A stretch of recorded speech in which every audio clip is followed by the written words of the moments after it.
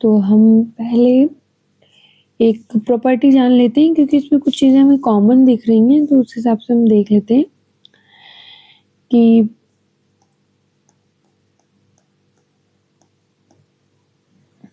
As n tends to infinity पे ये कहा जाता है ई।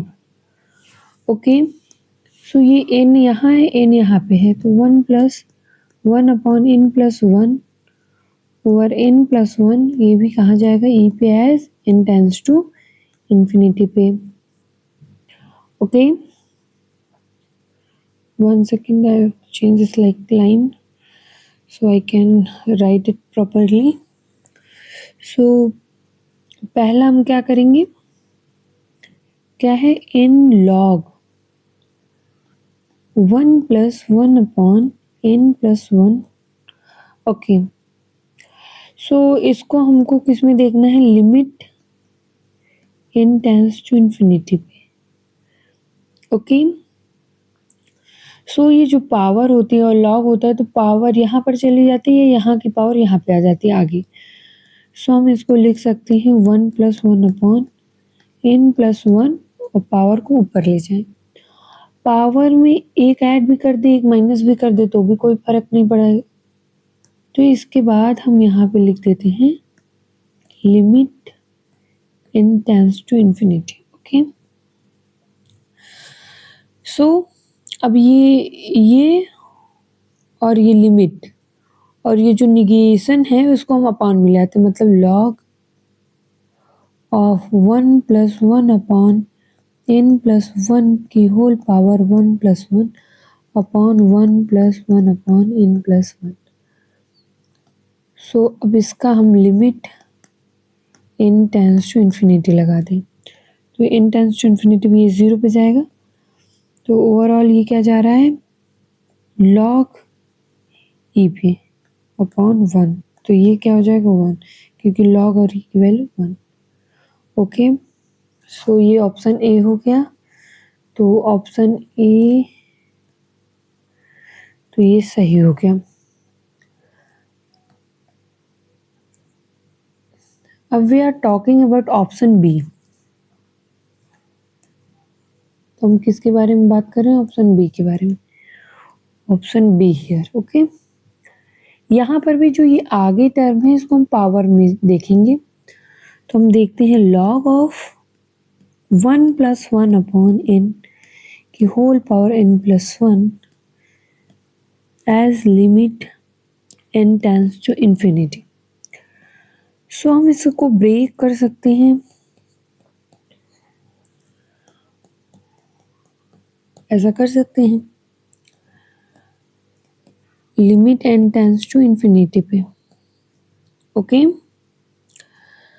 सो फिर हम इसको देख रहे हैं और इसको देख रहे हैं, और इसका एक बार मल्टीप्लाई 1 से, इसका एक बार मल्टीप्लाई इससे, तो जब ये पूरे टर्म का जब एक बार मल्टीप्लाई इससे होगा n टेंड्स टू इन्फिनिटी पे, ये 0 पे चला जाएगा, इसका मतलब सिर्फ 1 से मल्टीप्लाई करने के लिए रह गया ये पूरा टर्म।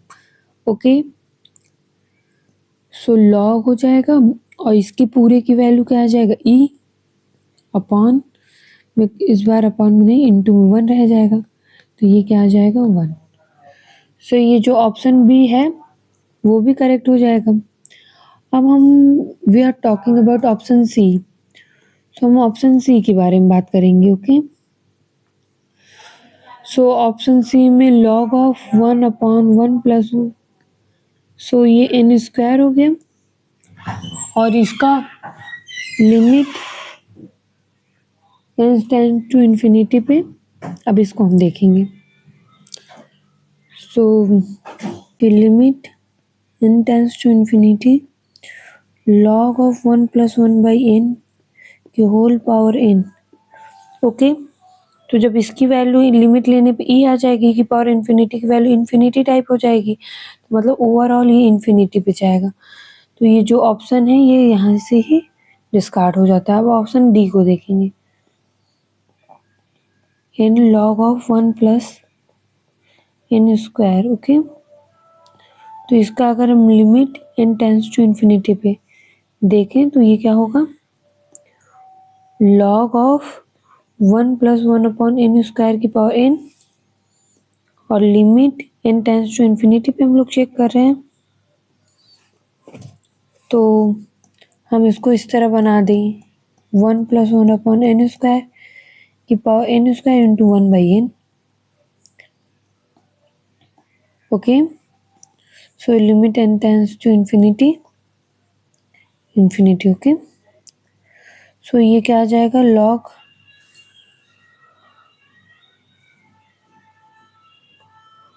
e की पावर n/, सो ये log 1 आ जाएगा।